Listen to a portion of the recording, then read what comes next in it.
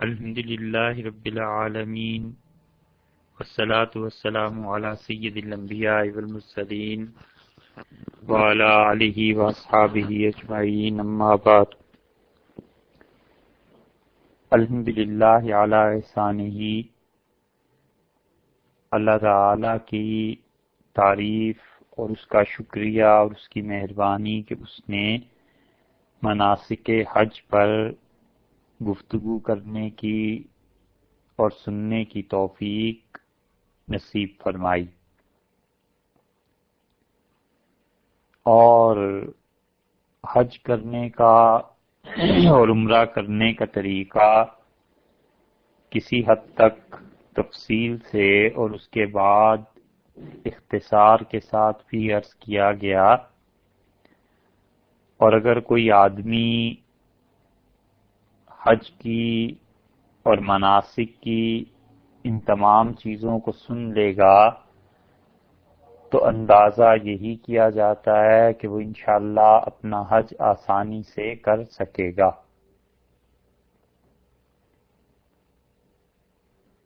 چند ایک چیزیں جو حج میں باقی ہیں ان میں سے ایک مثلاً یہ ہے کہ حج کی شرائط کیا ہیں، اور عورت کا حج مرد کے حج سے مختلف کیسے ہے، اور اگر آج کی نشست میں کچھ وقت مل گیا تو یہ بھی عرض کریں گے کہ بچے کا حج کیسے ہوگا۔ اور اس کے بعد دو بڑی چیزیں باقی رہ جاتی ہیں، ایک تو مدینہ منورہ میں حاضری اور حضور اقدس صلی اللہ علیہ وسلم کی خدمت مبارکہ و شریفہ و عالیہ میں انسان کیسے پیش ہو، خواہ حج سے پہلے اور خواہ حج کے بعد۔ اور ایک چیز یہ بھی کہ جو واجب ترتیب ہے یہ کیا ہے۔ بہت سے حضرات نے اپنے خطوط میں یہ مسئلہ دریافت کیا ہے کہ جب حضور اقدس صلی اللہ علیہ وسلم نے یہ فرما دیا کہ 10 ذی الحج کو رمی، نہر، حلق اور طواف زیارت ان چاروں کے درمیان کوئی ترتیب اگر نہیں کرے گا تو ارشاد فرمایا کہ لا حرج، کوئی حرج نہیں ہے۔ تو اتنی احادیث ہونے کے باوجود امام ابو حنیفہ رحمۃ اللہ علیہ آخر اس ترتیب کے واجب ہونے پر زور کیوں دیتے ہیں؟ اور حنفیوں کا یہ فتویٰ بظاہر حدیث کے خلاف ہے، لیکن لوگوں کا یہ کہنا درست نہیں ہے، اور انشاءاللہ جب اس کی تشریح ہوگی تو اندازہ ہوگا کہ شریعت کا مزاج کیا ہے، اور امام ابو حنیفہ رحمۃ اللہ علیہ جو اجتہاد فرماتے تھے تو جس حد تک اس دماغ کی پرواز تھی اور جس بلندی پر وہ جا کر فتویٰ دیتے تھے اس کو عام انسان نہیں پہنچ پاتے تھے۔ سو اللہ تعالی کی توفیق سے پھر حج کی بات ہی شروع ہے، اور حج کی شرائط میں سے تمام مردوں اور عورتوں کے لیے سب سے پہلی شرط تو اسلام ہے۔ اگر کوئی آدمی مسلمان نہیں ہے تو اس انسان کا کوئی حج نہیں ہے، اور یہ بہت ضروری شرط ہے۔ اور صرف حج ہی نہیں، کوئی آدمی اگر مسلمان نہیں ہے تو آپ خود سوچیں، آپ سے ہی کوئی فتویٰ پوچھے کہ ایک آدمی مسلمان نہیں اور وہ نماز پڑھ لے، روزہ رکھ لے، حج کر لے، زکوٰۃ دے دے، تو کیا یہ ساری چیزیں اس کے لیے جائز ہیں؟ تو آپ کہیں گے کہ صاحب جب ایک آدمی مسلمان ہی نہیں ہے تو اس پر نماز کیسے فرض ہوگی اور حج کیسے فرض ہوگا؟ اس لیے جتنے بھی کافر ہیں، خواہ وہ اپنے آپ کو مسلمان ہی کیوں نہ کہے، حج اس کا نہیں ہوتا۔ جیسے کوئی آدمی تمام اسلام کی چیزوں کا اقرار کر لے اور یہ کہہ دے کہ میں اسلام کو مانتا ہوں لیکن اللہ کو نہیں مانتا، تو آپ سوچئے پھر اسلام کہاں رہا؟ کیا کوئی یہ کہہ دے کہ میں اسلام کا، اللہ تعالی کا سب چیزوں کا قائل ہوں لیکن حضور اقدس صلی اللہ علیہ وسلم کو نبی نہیں مانتا، یا یہ کہہ دے کہ میں ان کی نبوت کا بھی قائل ہوں لیکن ختم نبوت کا قائل نہیں ہوں، تو پھر اسلام رہتا ہی نہیں ہے، لہذا اس کا حج بھی نہیں ہے۔ اور یہی حال اس انسان کا بھی ہے جو منافق ہے۔ منافق کا بھی کوئی حج نہیں، اس لیے کہ جب اسلام ہی نہیں ہے تو منافق انسان کو حج پر ثواب کیا معنی رکھتا ہے؟ وہ تو عذاب ہو جائے گا، کیونکہ قرآن پاک میں اللہ تعالی نے یہ فرمایا ہے کہ وہ کافروں اور منافقوں کو جمع کرے گا جہنم میں، اور یہ بھی فرمایا ہے کہ وہ منافقوں کو کافروں سے نچلے درجے میں جہنم میں رکھے گا، کیونکہ منافق انسان اپنے کرتوت اور کاموں میں کافروں سے بڑھ کر مسلمانوں کو نقصان دیتا ہے۔ اس لیے یہ اچھی طرح سمجھ لینا چاہیے کہ اگر کوئی انسان منافق ہے تو اس کا بھی کوئی حج نہیں ہے۔ نفاق دو طرح کا ہے، ایک تو ہے عملی طور پر، جیسے جھوٹ بولنا، جیسے وعدے کی جان بوجھ کے خلاف ورزی کرنا، جیسے لوگوں سے بات بات پہ لڑنا، اس طرح کی چیزیں۔ یہ آدمی اپنے عقیدے کا منافق نہیں، اس انسان کا دل اللہ کی وحدانیت اور حضور اقدس صلی اللہ علیہ وسلم کی رسالت و ختم نبوت، تقدیر، قیامت، ہر چیز کو مانتا ہے، تو اس انسان کو تو حج کرنا ہی ہے۔ عملاً جو اس میں نفاق ہے، جسے دوسرے لفظوں میں آپ فسق سے تعبیر کر سکتے ہیں، یہ اس کو اپنی شخصیت سے دور کرنا چاہیے۔ اور ایک آدمی جو ظاہر میں مسلمان ہے اور دل میں اس کے اسلام سے نفرت ہے، اور وہ چاہتا ہے کہ کسی طرح اسلام مٹ جائے، ختم ہو جائے، اور وہ یہ چاہتا ہے کہ مسلمان باقی نہ رہیں، اور وہ سرے سے اللہ کو مانتا ہی نہیں، اور قرآن اور حدیث اور یہ سب چیزیں اسے سمجھتا ہے کہ الیاذ باللہ یہ ڈھکوسلے کی چیزیں ہیں، تو یہ سب باتیں جو اس نے اپنے عقیدے میں رکھی ہوئی ہیں، یہ ہے وہ پکا اور اصل منافق جس کی اللہ نے مذمت فرمائی۔ اس لیے اگر نفاق ہو انسان میں، مت جائے حج کو، خام خواہ پیسے ضائع کرنے کی بات ہے۔ اسلام پہلی شرط ہے، اور دوسری چیز اس انسان کا حج کی فرضیت کا علم ہونا ہے کہ دارالحرب میں ہو اور حج کی فرضیت کا اسے علم ہو۔ اسی طرح تیسری بات یہ کہ وہ بالغ ہو، اور نابالغ بچوں پر حج فرض نہیں ہوتا۔ اس کی تشریح ابھی انشاءاللہ بچے کے احکامات حج کے اس میں آ جائے گی۔ ایسے ہی عقل مند ہو، دیوانہ آدمی عقل بمقابلہ بے وقوفی کے نہیں، وقوف اور بے وقوف دو الگ باتیں ہیں، یہ عقل کی خود کمی بیشی ہے۔ کم عقل ہو، بے وقوف ہو، اس پہ بھی حج فرض ہو جائے گا، لیکن عقل کے مقابلے میں اصل چیز جو جنون ہے، پاگل پن ہے، پاگل پہ حج فرض نہیں ہوتا۔ ایسے ہی استطاعت کا ہونا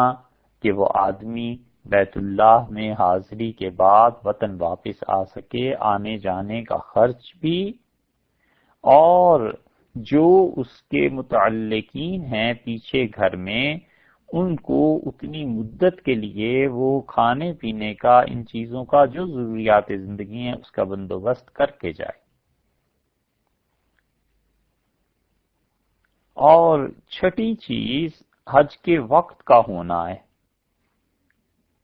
کوئی آدمی رجب میں حج کے لیے چلا جائے تو وہ انسان حج کے وقت میں نہیں آیا، حج کا وقت آ جائے۔ اور ایسی ہی جسمانی صحت بھی ضروری ہے، اس لیے اگر کوئی مریض ہے جو نہیں جا سکتا تو وہ اس پہ سے حج ساقط ہو جائے گا، لیکن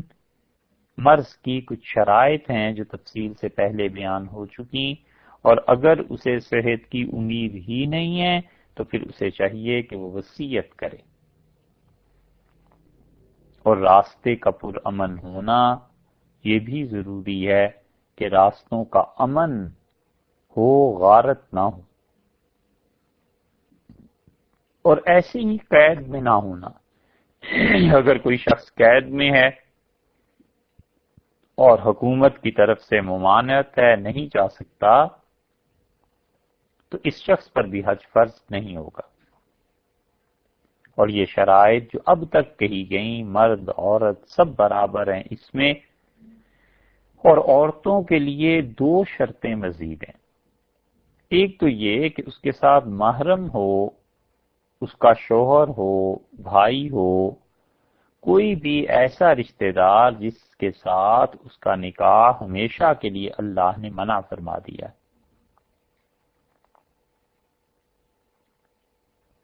اور یہ شرط حنفی فقہا لگاتے ہیں،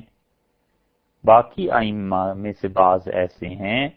جو عورت کے سفر حج کے لیے محرم کی شرط کے قائل نہیں ہیں، جیسے امام شافعی رحمۃ اللہ علیہ وغیرہ۔ یہ حضرات وہ کہتے ہیں کہ اگر بہت سی خواتین جو ایک دوسرے کی جاننے والی ہیں اکٹھی ہو کر چلی جائیں حج کے لیے، اور راستہ امن کا ہو اور اطمینان ہو اور کوئی ایسی خدشہ نہ ہو ان کی آبرو کو، تو وہ حج کر سکتی ہیں۔ ایک تو عورتوں کے لیے یہ ہو گیا حنفی فقہا کے یہاں، اور دوسری شرط جو عورتوں کے لیے دیگر ائمہ بھی کہتے ہیں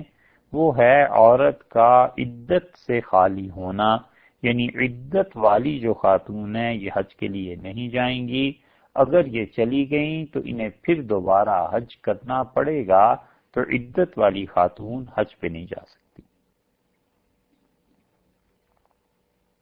یہ سب چیزیں خواتین اور مردوں کی حج کی شرائط میں سے ہیں، اور اگر اس میں کوئی ایک شرط بھی پوری نہیں ہوتی تو اس انسان پر حج فرض نہیں ہے۔ اور جیسا کہ پہلے بھی عرض کیا گیا کہ حج میں جو چیزیں ضروری ہیں بہت اہم عملی اعتبار سے، ان میں سے ایک حلال مال کا بندوبست کرنا ہے، اور حلال کا پیسہ ہو اس کے ساتھ حج کرنے جائے۔ اگر پیسہ حرام کا ہے تو اس انسان کو حج نہیں کرنا چاہیے۔ حلال مال یہ ساری عبادات حتیٰ کہ دین کی بنیاد ہے، اور اگر پیسہ حلال نہیں ہے تو وہ نماز نہیں، وہ جو کپڑے پہنتا ہے اور جو احرام کی چادریں خریدتا ہے اللہ کے ہاں وہ بھی قبول نہیں، اور جو صدقہ دیتا ہے حرام مال کا، وہ حرام مال کا صدقہ دینا قبول تو کہاں ہو، وہ تو اللہ کا معاملہ ہے۔ باقی اگر وہ آدمی کافر نہ ہو جائے بس یہی کافی ہے، کیونکہ حرام کا مال ہے نا، تو حرام مال کو اللہ کے لیے خرچ کرنا یہ ایسے ہی ہے جیسے کوئی آدمی گندگی کا ٹوکرا بھر کے اور اسے بادشاہ وقت کو بھیج دے کہ آپ کے لیے تحفہ لایا ہوں، تو سوچئے اگر حاکم وقت اسے سزا دے تو روا ہے، درست ہے، کیونکہ یہ مذاق اڑانے کی بات ہے۔ اس لیے اب جو حج اور نماز اور صدقے پر خدا کی برکتیں نازل نہیں ہوتی اور حالات نہیں تبدیل ہو رہے مسلمانوں کے، اس کی ایک بنیادی وجہ یہ بھی ہے کہ مال حلال کا نہیں رہا، اور حلال کا مال جب نہیں ہوگا تو وہ نماز بھی نہیں ہوگی اور حج بھی نہیں ہوگا۔ جب یہ چیزیں نہیں ہوں گی تو برکتیں خدا کیوں دے گا؟ تو جو شرائط ہیں حج کی عملاً اور اعتقاداً وہ یہ ہیں، اور اس کے بعد جس چیز کو عورتوں اور مردوں میں حج کا فرق جو ہے وہ یہ ہے کہ عورتیں بھی حج کے تمام افعال مردوں کی طرح کریں گی، البتہ 10 کام ایسے ہیں جن میں وہ مردوں سے مختلف ہیں، اور 2 چیزیں مزید ایسی ہیں جو خواتین ہی کے لیے ہیں، اور یہ 12 چیزیں کل بنتی ہیں عورتوں اور مردوں کے حج میں مختلف، اور اکثر ائمہ حنفی فقہا رحمہم اللہ کے علاوہ بھی اس طرف گئے۔ سب سے پہلا فرق تو یہ ہے کہ احرام باندھتے ہوئے مرد اور عورت کے معاملے میں فرق ہے۔ عورتوں کو مردوں کی طرح تہمت باندھنا اور چادر اوڑھ لینا یہ ممنوع ہے، ان کے لیے نہیں ہے، یہ مردوں کے لیے خاص ہے، اور خواتین اپنے روزمرہ کے سلے ہوئے کپڑے جو حسب عادت وہ پہنتی ہیں وہی پہنے رکھیں گی، اور حالت احرام میں سلے ہوئے کپڑے خواتین کے لیے منع نہیں ہیں۔ یہ کپڑے ان میں خوشبو نہیں لگائی جائے گی یا خوشبودار چیزوں میں رنگے نہیں جائیں گے۔ اگر خوشبودار کسی چیز میں رنگ لیے تو اس کو دھو لیا جائے اور خوشبو باقی نہ رہے، رنگ بے شک رہے۔ دیہات میں بعض اوقات خواتین ایسے کرتی ہیں، یہ مسئلہ انہی کے لیے ہے، وگرنہ اب شہروں میں تو رنگنے کی بھی ایسی چیزیں نہیں رہیں، تو خوشبو نہ رہے کپڑوں میں، اور جو ان کے سلے ہوئے کپڑے ہیں خواتین کے بس وہی پہنیں گی۔ موزے بھی پہن سکتی ہیں، دستانے بھی پہن سکتی ہیں، جرابیں پہننے میں سردی کی وجہ سے یا ویسے بھی کوئی حرج نہیں۔ یہ الگ بات ہے کہ فقہا کہتے ہیں کہ ہاتھ اور پاؤں کھلے رکھے جائیں گے اور یہ بہتر ہے، لیکن بہتر ہونے کا مطلب یہ نہیں ہے کہ کوئی ضروری ہے، بلکہ کوئی پہنتا ہے تو اسے، کوئی پہنتی ہیں خاتون تو اجازت ہے۔ ریشمی سلے ہوئے کپڑے بھی خواتین پہن سکتی ہیں، زیور پہننا چاہیں وہ بھی پہن سکتی ہیں۔ یہ پہلا معاملہ ہے جس میں مردوں اور عورتوں کا الگ الگ معاملہ ہے۔ خواتین اگر زیور پہنتی ہیں حالت احرام میں تو کوئی ممانعت نہیں ہے، کانوں کا زیور، گلے کا، ہاتھوں کا، اس پہ کوئی ممانعت نہیں، اور ریشمی کپڑے کوئی ممانعت نہیں ہے، جیسے بھی وہ کپڑے پہنتی ہیں اپنے گھر میں، یہی چیز ہے۔ احرام ان کے لیے ان کی نیت ہے اصل میں۔ تو دوسرا معاملہ جس میں مرد اور عورت کا اختلاف ہے حج کا، وہ یہ کہ مرد اپنے سر کو ڈھانپیں گے نہیں اور عورتیں اپنے سر کو کھلا نہیں رکھیں گی، اور در حقیقت یہ احرام کی وجہ سے منع نہیں ہے۔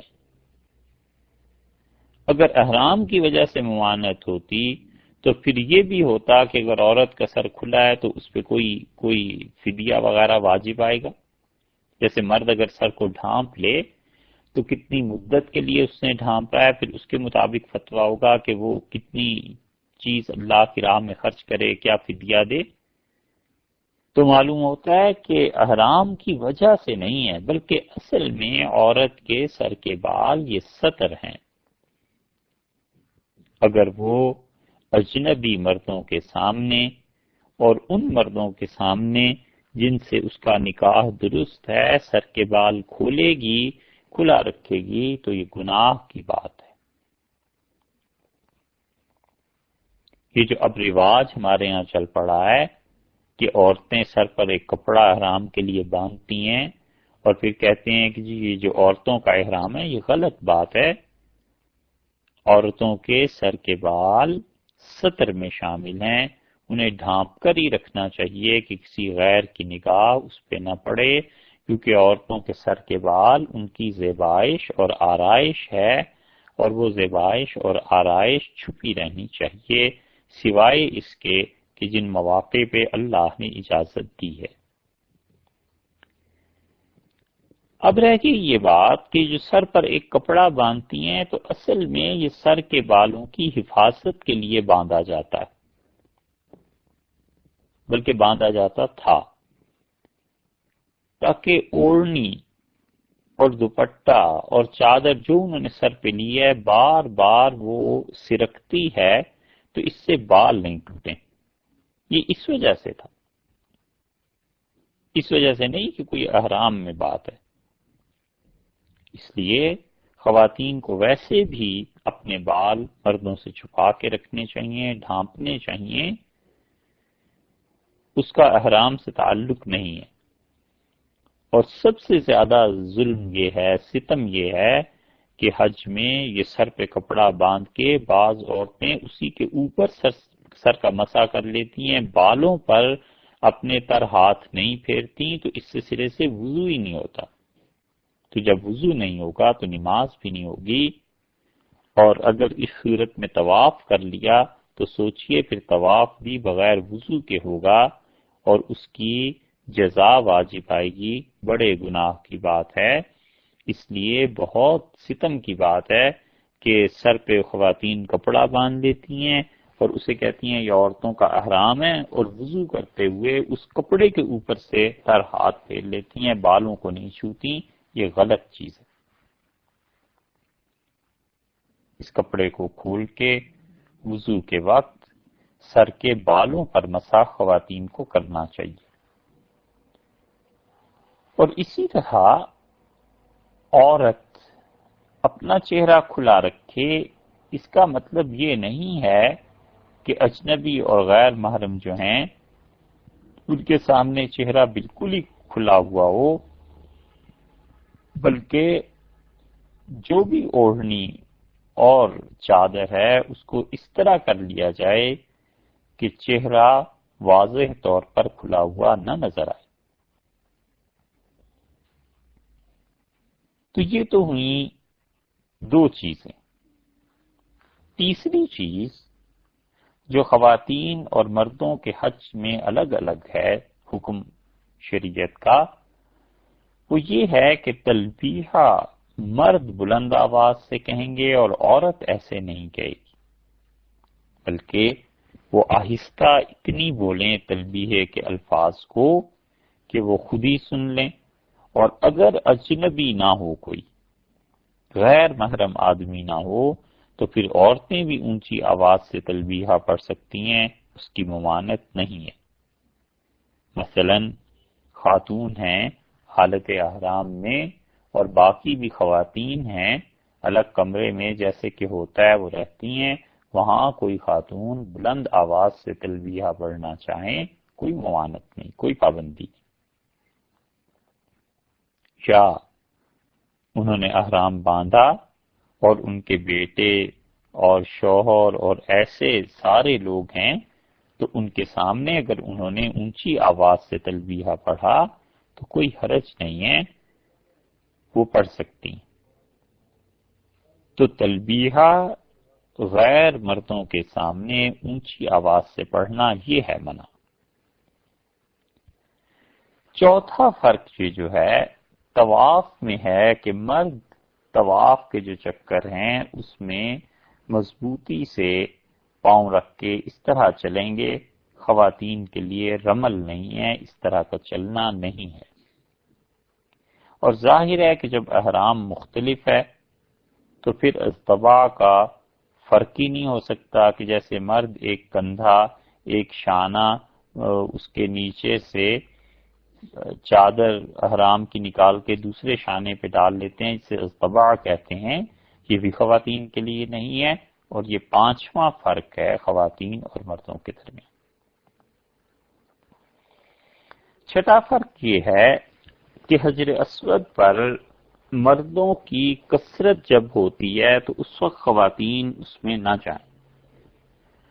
اور اگر خالی جگہ مل جائے تو وہ استلام کر لیں، حجر اسود کو بوسہ دے لیں، ورنہ اشارہ کر کے چل پڑے۔ یہ لکھا تو ہے فقہا نے چھٹا فرق، لیکن اس فرق میں اصل بات اتنی سی ہے کہ اگر عورتوں کا ہجوم ہو حجر اسود پہ تو پھر مرد بھی نہ جائیں۔ ممانعت دو طرفہ ہے، حج میں کوئی ایسا وقت آ جاتا ہے، عمرے میں بھی آ جاتا ہے کہ بہت سی خواتین حجر اسود کے گرد جمع ہو جاتی ہیں، اور ان کا بھی حق بنتا ہے کہ وہ اس کو بوسہ دیں اور اس سنت پر عمل کریں جو رسول اللہ صلی اللہ علیہ وسلم نے ادا فرمائی تھی۔ ایسے موقع پر مرد کو بھی نہیں جانا چاہیے۔ اصل بات اتنی ہے۔ اور اسی طرح 7واں فرق بھی فقہا نے اگرچہ لکھا ہے کہ طواف کے ختم پر مقام ابراہیم پہ جب مرد زیادہ ہوں تو خواتین وہاں نماز نہ پڑھیں، مگر یہ بھی دو طرفہ بات ہے، کیونکہ اگر خواتین وہاں زیادہ ہوں گی جیسے کہ بعض اوقات ہوتا بھی ہے تو مرد وہاں سے ہٹ جائیں اور کسی جگہ الگ جا کر نماز پڑھیں۔ لیکن عمومی طور پر چونکہ غلبہ مردوں کا وہاں رہتا ہے، اس لیے یہ بتایا گیا ہے اور اس فرق کو واضح طور پر لکھا گیا۔ 8واں فرق جو خواتین اور مردوں کے حج میں ہے وہ صفا اور مروہ کی سعی کرتے ہوئے فرق ہے کہ صفا اور مروہ کے درمیان جو سبز ستون آتے ہیں جہاں پر مردوں کے لیے حکم ہے کہ وہ تیزی سے چلیں، خواتین کے لیے ایسا حکم نہیں ہے، وہ عام رفتار سے چلتی رہیں، انہیں شریعت نے اس چیز کا پابند نہیں کیا۔ یہ 8 فرق ہو گئے خواتین اور مردوں کے حج میں۔ اور 9واں فرق یہ ہے کہ مردوں کو جہاں ہجوم ہو جاتا ہے صفا اور مروہ کی سیڑھیوں پر، خواتین وہاں بھی نہ جائیں۔ اور یہاں بھی دو طرفہ بات ہو گئی کہ اگر خواتین وہاں پر ان کا ہجوم ہے تو مرد بھی وہاں نہ جائیں۔ تو یہ اس درجے کا فرق جو ہے یہ تو ہر جگہ کے لیے ہے، شریعت نے مکمل طور پر منع فرما دیا ہے اس بات کو کہ جہاں بھی عورتوں کے ہجوم اور ایسی چیزیں ہیں مرد بلا ضرورت نہ جائیں، اور جہاں مردوں کے ہجوم ہیں وہاں پر خواتین بلا ضرورت نہ جائیں۔ 10واں فرق پڑتا ہے حج میں جب احرام سے نکلنے کے وقت سر کے بال کتراتے ہیں، اور سر کے بال کتروانا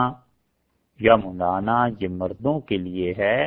اور خواتین کے لیے اتنا ہے کہ انگلی کی ایک پور کے برابر بال کٹا دیں، بس اس سے ان کا احرام کھل جائے گا۔ اور مرد کتنے بال کٹائے یہ چیزیں تفصیل سے پہلے گزر چکی، تو یہ بھی ایک فرق ہے، 10واں فرق یہ لکھا ہے۔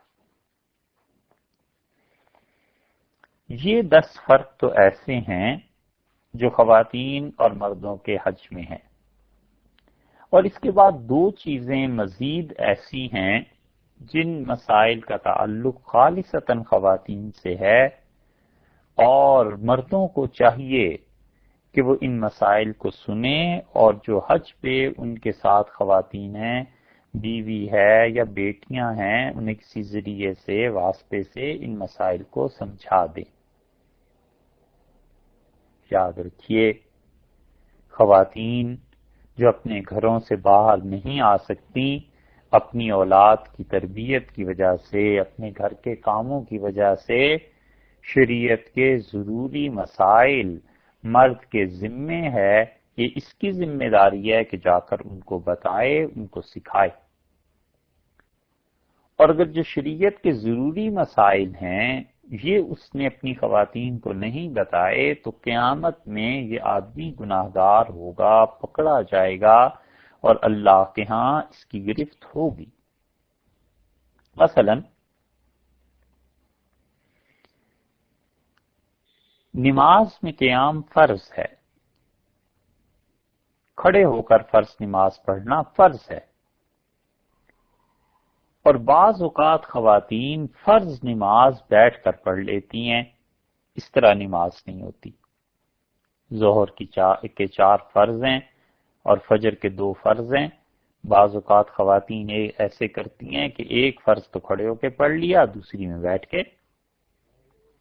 تو یہ جو قیام فرض تھا اس خاتون نے چھوڑ دیا تو نماز نہیں ہوئی۔ اب اسے یہ مسئلہ اس کے شوہر کے ذمہ ضروری تھا کہ جا کے بتاتا کہ بھئی فرض یہ ہے، عورت نے زکوٰۃ ادا کرنی ہے اور نہیں جا سکی وہ مارکیٹ میں جا کر حساب کراتی، شوہر کے ذمہ تھا کہ وہ حساب کتاب پوچھ کر اسے آ کر بتا دے کہ یہ چیزیں ہیں۔ اب شوہر صاحب تو بس اپنے آپ کو فارغ کیے ہوئے ہیں اور ان کو اس کے علاوہ کوئی دلچسپی نہیں کہ مہینے کا خرچہ کسی طرح بس پورا ہو جائے، اور شرعی مسائل کون خود نہیں سیکھتے، خواتین کو کہاں سکھائیں گے؟ تو اللہ اگر معاف کر دے تو اللہ کا تو معاملہ بالکل الگ ہے، اللہ تعالیٰ اپنی خود ہی جانتے ہیں۔ باقی قاعدے اور قانون کی روح سے تو بات یہ ہے کہ قیامت میں اگر اس عورت سے پوچھا جائے گا کہ تم نے فرض نماز کیوں نہیں ایسے ادا کی اور زکوٰۃ کیوں نہیں دی تھی، تو اس کے ساتھ ساتھ شوہر سے بھی پوچھا جائے گا کہ تمہارے ذمے یہ ضروری تھا کہ اپنی خاتون کو جا کر یہ مسائل بتاتے۔ شوہر بننا اتنا آسان نہیں ہے صاحب، بہت سی ذمہ داریاں اللہ نے مرد کی رکھی ہیں اور چاہیے کہ اپنی ذمہ داریوں کو انسان پورا کرے۔ ایسے ہی یہ دو مسئلے جو خواتین کے لیے ہیں، ان کا تعلق اگرچہ انہی سے ہے، لیکن شوہر کو چاہیے کہ اپنی بیوی کو سمجھائے، اور یا بیٹیاں ہیں یا بہنیں ہیں تو کسی ذریعے اور واسطے سے باپ، والد، بھائی انہیں کہہ سکتے ہیں کہ یہ مسائل حج کے ہیں اور ان پر عمل ضروری ہے۔ پہلا مسئلہ یہ ہے کہ جو قربانی کے ایام ہیں، قربانی کے جو دن ہیں 10، 11 اور 12 ذی الحج، انہی میں اس عورت نے طواف زیارت کرنا ہے، اور ان 3 دنوں میں 10، 11 اور 12 ذی الحج کو اگر وہ خاتون ایام میں ہوئی یا بچے کی ولادت ہو گئی اور وہ حالت نفاس میں ہیں، تو اب عورت یہ طواف زیارت جو فرض تھا اس میں تاخیر کریں گی، اور اس تاخیر کی وجہ سے ان پر کوئی دم واجب نہیں ہوتا، کیونکہ اس حالت والی خاتون کو مسجد میں داخل ہونا منع ہے، اس لیے وہ طواف نہ کریں۔ یہ ایک اصول کی بات ہے اور مسئلہ ہے کہ چونکہ ممانعت ہے ناپاکی کی حالت میں مسجد میں داخل ہونے کی، اس لیے وہ مسجد میں آ نہیں سکتی، جب آ نہیں سکتی تو طواف زیارت نہیں کر سکیں گی، اور طواف زیارت کے لیے قاعدے کے مطابق 3 دن تھے، 10، 11 اور 12 ذی الحج غروب آفتاب سے پہلے تک، تو اب یہ پاک ہونے کا انتظار کریں گی، پھر جا کر طواف زیارت یہ کریں گی جو فرض ہے حج کا، اس کے بغیر حج نہیں ہوتا۔ مگر اس تاخیر کی وجہ سے ان پر کوئی گناہ نہیں ہے، ان پر کوئی بھی فدیہ نہیں ہے، کوئی جنایت نہیں ہے، کوئی دم نہیں ہے، کوئی بھی ذبح نہیں کرنا انہوں نے، کیونکہ اس میں ان کا اپنا کوئی اختیار نہیں، بلکہ اللہ کی طرف سے ایک حالت ہے فزیکلی جو ان پہ طاری ہوئی۔ اور صرف طواف زیارت ہی نہیں، کسی بھی طواف کی حالت میں، چاہے وہ عمرے کا طواف ہو، چاہے وہ عام حالات میں طواف کر رہی ہوں، اور حالت ایسی شروع ہو جائے ایام کی، تو انہیں چاہیے کہ اسی وقت طواف چھوڑ دیں اور مسجد سے باہر چلی جائیں، مسجد حرام سے۔ یہ ایک الگ مسئلہ ہو گیا نا، کوئی بھی طواف ہے۔ ایک اور مسئلہ بھی اسی کے ساتھ سن لیجئے، یہ پہلا مسئلہ جو تھا اس کے ضمن میں یہ ساری باتیں آ رہی ہیں۔ اور سعی جو کرنی ہوتی ہے وہ بھی طواف کے تابع ہے۔ عمرے کی سعی ہے مثلا، یا طواف زیارت کے بعد بھی تو سعی ہوتی ہے نا، یہ سعی طواف کے بعد ہی ہوگی نا، اس لیے وہ سعی بھی نہیں کریں گی۔ اس مسئلے کو اچھی طرح سمجھ لیں، بڑا باریک سا فرق ہے اس کے بعد جو مسئلہ آ رہا ہے اس میں اور اس میں، کہ اگر خاتون کوئی طواف کر رہی ہیں، کوئی بھی طواف ہے، خواہ وہ عمرے کا ہے، خواہ وہ طواف زیارت ہے، خواہ وہ طواف اور کوئی ہے، جو عام سادہ طواف ہوتا ہے، اور انہیں اگر اندازہ ہو گیا، پتہ چل گیا کہ ان کے ایام کی حالت شروع ہو گئی ہے، تو اسی حالت میں جہاں پہ وہ ہیں اس طواف کو ختم کر کے وہ مسجد حرام سے باہر چلی جائیں۔ اور جس طواف کے بعد سعی کرنی ہے، عمرے کا طواف، طواف زیارت کے بعد پھر سعی ہے، عمرے کے طواف کے بعد بھی سعی ہے، تو اب سعی بھی نہیں کریں گی، چونکہ طواف ہی پورا نہیں ہوا تو سعی بھی نہیں کریں گی۔ ایک مسئلہ۔ اور اسی سے ملتا جلتا دوسرا مسئلہ یہ ہے کہ انہوں نے طواف تو بالکل پاک حالت میں کیا، آخری چکر لگایا، بالکل پاک تھیں، اور ملتزم پہ دعا مانگ رہی تھیں، زمزم پی رہی تھیں، یا 2 رکعتیں جو پڑھنی تھیں واجب تھیں ان پہ، اس دوران کوئی ایسی حالت شروع ہو گئی تو سعی کرنے سے پہلے، طواف پورا ہو گیا ہے خیال کیجئے گا، اور سعی کرنے سے پہلے یہ سعی کے دوران ایسی حالت شروع ہو گئی، تو اب یہ سعی پوری کریں گی کہ ان کا کرنا جائز بھی ہے اور صحیح بھی ہے، کیونکہ سعی کے لیے پاکیزگی لازمی نہیں ہے۔ سمجھے آپ کہ طواف کے لیے پاک ہونا شرط تھا، وہ ہو گیا۔ سعی شروع کی، صفا اور مروہ کے درمیان پہلا چکر شروع ہی کیا تھا، یا یہ کبھی شروع بھی نہیں کیا، لیکن طواف پاک ہونے کی حالت میں ہوا ہے، تو اب یہ اس کے بعد سعی کریں گی، خواہ وہ عمرے کی سعی ہو اور خواہ وہ طواف زیارت کے بعد والی سعی ہو، کیونکہ سعی کے لیے پاک ہونا ضروری نہیں، حتیٰ کہ وضو بھی ضروری نہیں۔ یہ الگ بات ہے کہ پاکیزگی اور وضو کی حالت میں کیا جائے تو بہت اچھا ہے، صحیح ہو، لیکن سعی کے لیے کوئی یہ شرط اور فرض واجب کے درجے کی چیز نہیں۔ اور اس کے علاوہ، طواف کے علاوہ، وہ حج کے تمام افعال اپنے اپنے وقت پہ اپنے اپنے مقام پر کرتی رہیں گی، خواہ ان کی کوئی بھی حالت ہو، کوئی ممانعت نہیں ہے۔ وہ مینا میں بھی جائیں گی، نماز نہیں پڑھ سکتی، نہ پڑھیں، اللہ کو یاد کرتی رہیں۔ عرفات میں بھی جائیں گی، اس حالت کی وجہ سے وہ نماز نہیں پڑھ سکتی، نہیں پڑھیں گی، لیکن دعا، اللہ سے مانگنا، خدا کے سامنے گڑگڑانا، عاجزی،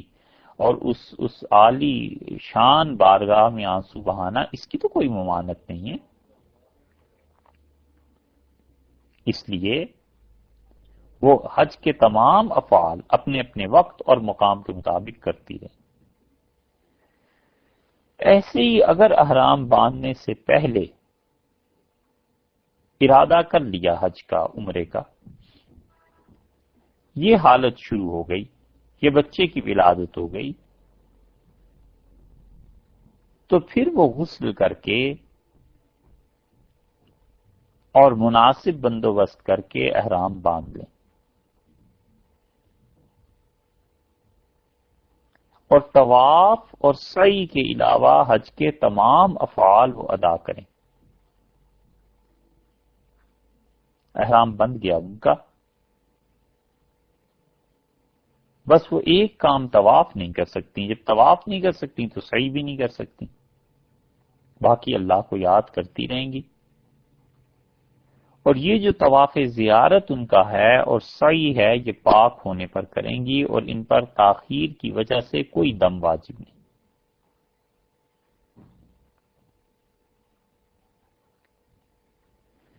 اچھا، 10 11 اور 12 تین دن تھے نا ذی الحج کے، یہ ان 3 دنوں میں وہ کسی وقت پاک ہو گئیں، اور ایسا وقت تھا کہ وہ طواف زیارت کا اکثر حصہ کر سکتی تھی، غسل کا سامان کر کے مکہ مکرمہ پہنچ کے وہ طواف زیارت کر سکتی تھیں، اکثر حصہ کر سکتی تھیں، 4 چکر کم سے کم لگا سکتی تھیں۔ اس کے باوجود انہوں نے سستی کی تو اب دم واجب ہو جائے گا۔ فرض کر لیجئے 10 11 12 ذی الحج 3 دن تھے، تو 12 ذی الحج کی صبح میں وہ پاک ہو گئیں، اب ان کے پاس پورا دن پڑا ہوا ہے۔ اس دن میں وہ اگر فرض کیجئے مینا میں تھیں تو مکہ مکرمہ جاتی ہیں، وہاں غسل کر کے کپڑے تبدیل کر کے یا جو بھی معاملہ ہے وہ جا سکتی ہیں طواف زیارت کرنے، اور کر سکتی ہیں، یا یہ کہ طواف زیارت کا اکثر حصہ 4 چکر لگا سکتی ہیں۔ اب جان بوجھ کے ایسے نہیں کیا تو گناہ بھی ہوا، اس پہ اللہ سے معافی بھی مانگنی ہوگی اور دم واجب ہوگا۔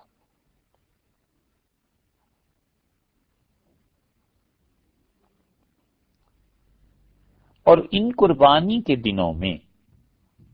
طواف زیارت انہوں نے کر لیا، وہ جو ابھی پہلے 2 مسئلے بیان کیے تھے نا، عرض کیا تھا کہ بڑا باریک سا فرق ہے کہ سعی کے لیے پاک ہونا شرط نہیں ہے اور طواف کے لیے ہے۔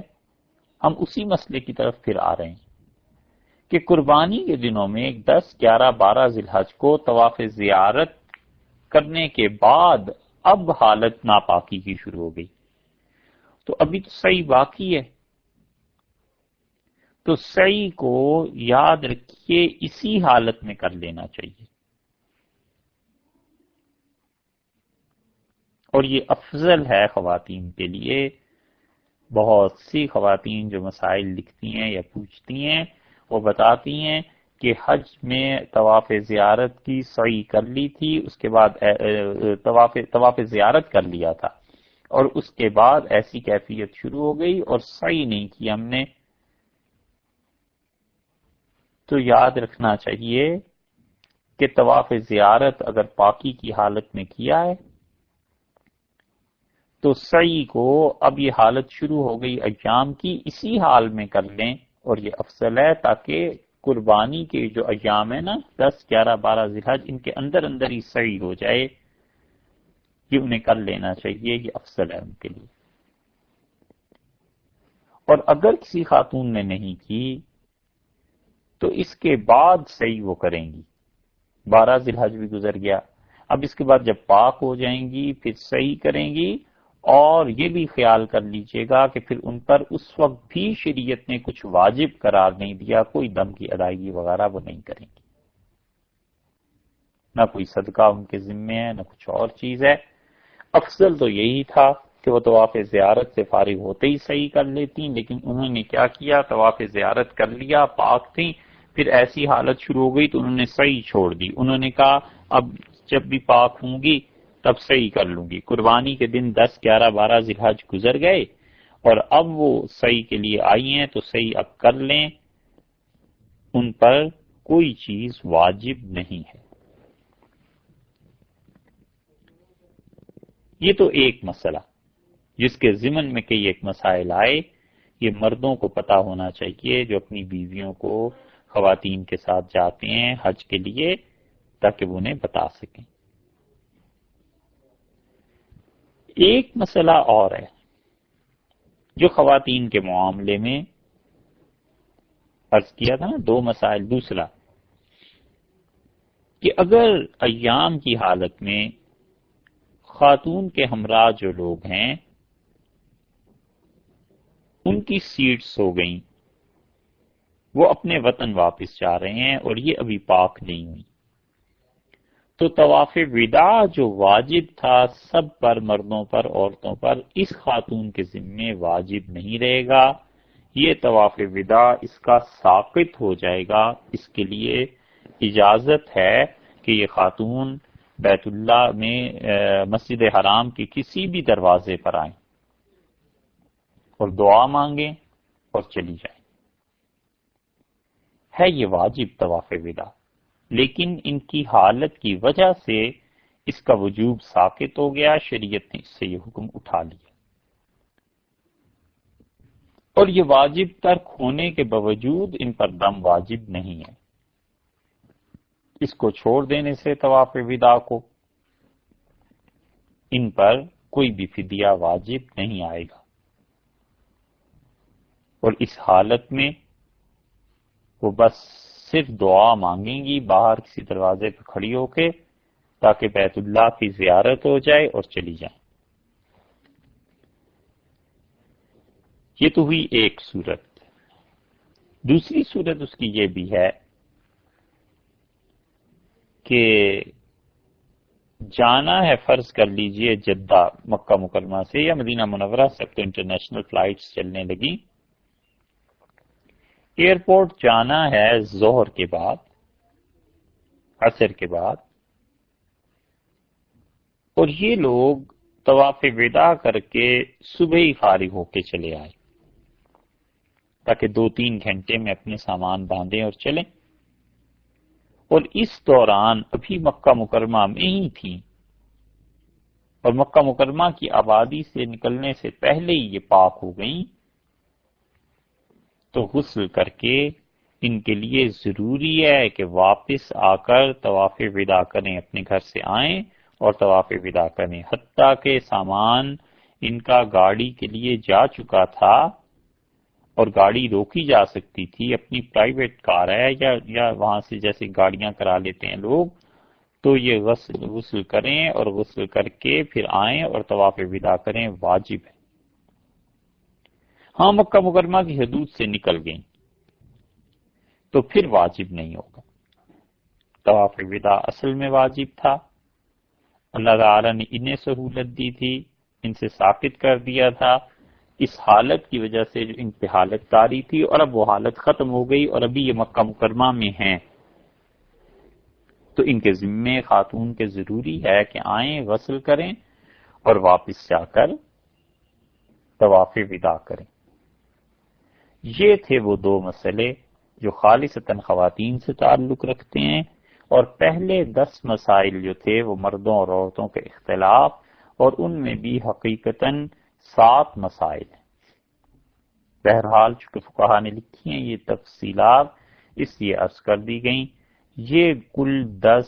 7 10 یا 12 فرق آپ کہیے خواتین اور مردوں کے درمیان حج کے مسائل میں مختلف ہیں.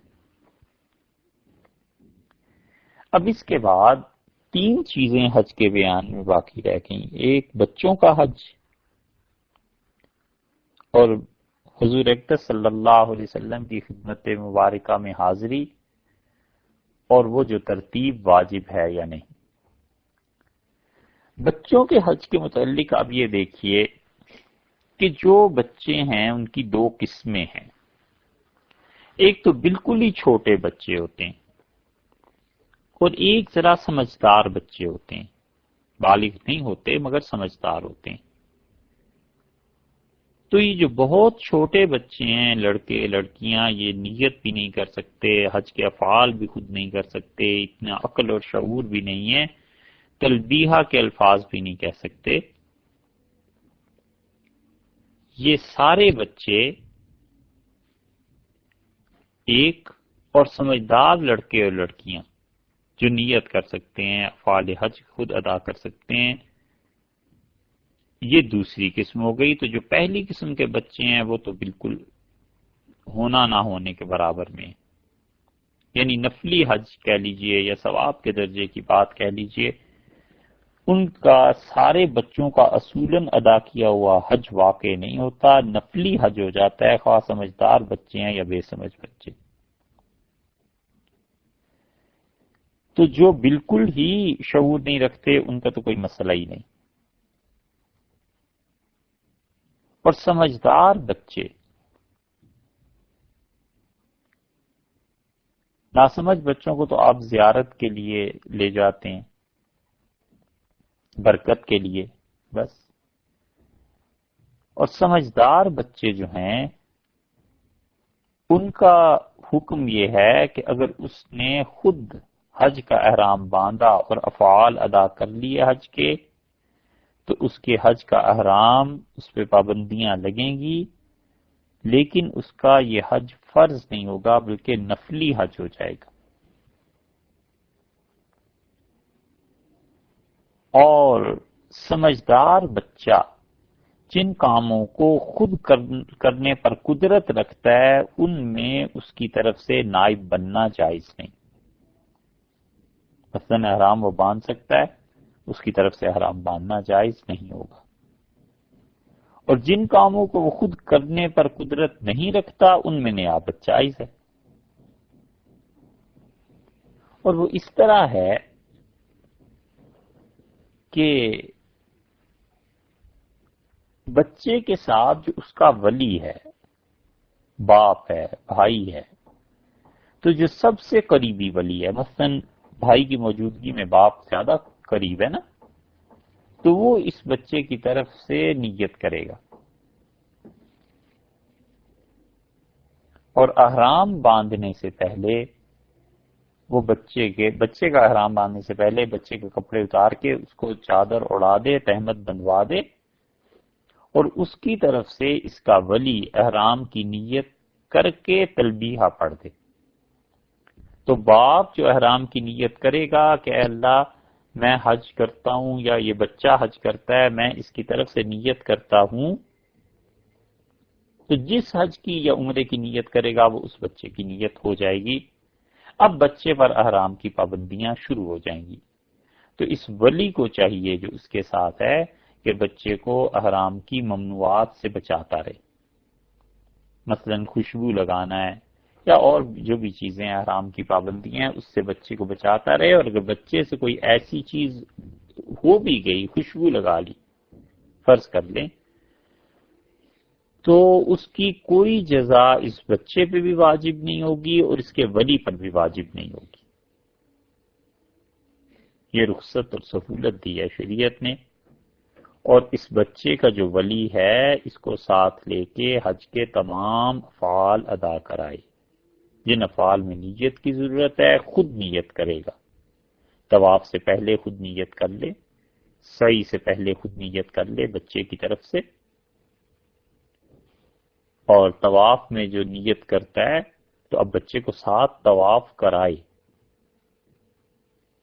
اور بچہ فرض کر لیں سو جاتا ہے،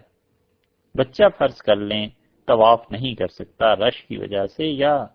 یا گھبراہٹ کی وجہ سے، یا وہ اتنا پیدل نہیں چل سکتا، تو اب ولی خود اس کے طواف کو کرے گا۔ اور جو کام حج کے بچہ خود کر سکتا ہے، بس ولی کی مدد کی ضرورت ہے تو یہ کرائے۔ مثلا رمی کرنی ہے نا حج میں، تو بچے کے ہاتھ پر کنکریاں رکھ دے، ایک کے بعد ایک رکھتا جائے کہ بیٹے یہ ماریں اس کنکری کو ایسے۔ تو جو کام صرف مدد کے ذریعے ولی بچے کو کرا سکتا ہے، بچے سے وہ کام کرا لینے چاہیے، جیسے رمی کی ابھی مثال دی۔ اور رہ گئے طواف کے بعد 2 رکعتیں پڑھنی، تو یہ 2 رکعتیں جو ہیں نماز ہے نا، اب اس میں بچے کی طرف سے ولی نہیں پڑھ سکتا، بچہ بھی نہیں پڑھ سکتا، تو یہ دونوں رکعتیں ختم ہو جائیں گی۔ طواف کرے بچے کی طرف سے، بچے کو بھی ساتھ طواف کرائے، البتہ یہ جو 2 رکعتیں پڑھنی تھیں نہ ولی کے ذمے ہے اور نہ بچے کے ذمے، اس لیے بچے کا حج یہ ہے جو بہت آسان ہے، اور خلاصہ یہ ہے کہ جو کام بچہ کر سکتا ہے اسے بچے سے کرایا جائے اور ولی اس کی مدد کرتا رہے، اور جو کام بچہ نہیں کر سکتا ولی اس کی طرف سے کر دے گا۔ نیت کا کرنا ہے، اسی طرح تلبیہ کا پڑھنا ہے، اور اگر بچہ پڑھ سکتا ہے تو آہستہ آہستہ ولی ایک ایک لفظ کہہ کے اسے تلبیہ پڑھواتا رہے۔ اس طرح بچے کے حج کا، سمجھدار بچے کے حج کا احرام بندھ جائے گا، منعقد ہو جائے گا، اور اس کا حج بھی ہو جائے گا، لیکن یہ سب نفلی ہوگا۔ بچے کو بالغ ہونے پہ اپنا حج کرنا،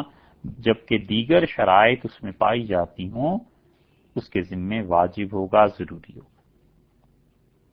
حج کی ان تمام تفصیلات کے بعد دو چیزیں ہیں رہ گئیں، اور وہ ایک حضور اقدس صلی اللہ علیہ وسلم کے ہاں حاضری، اور ایک وہ جو کئی ایک حضرات نے لکھا ہے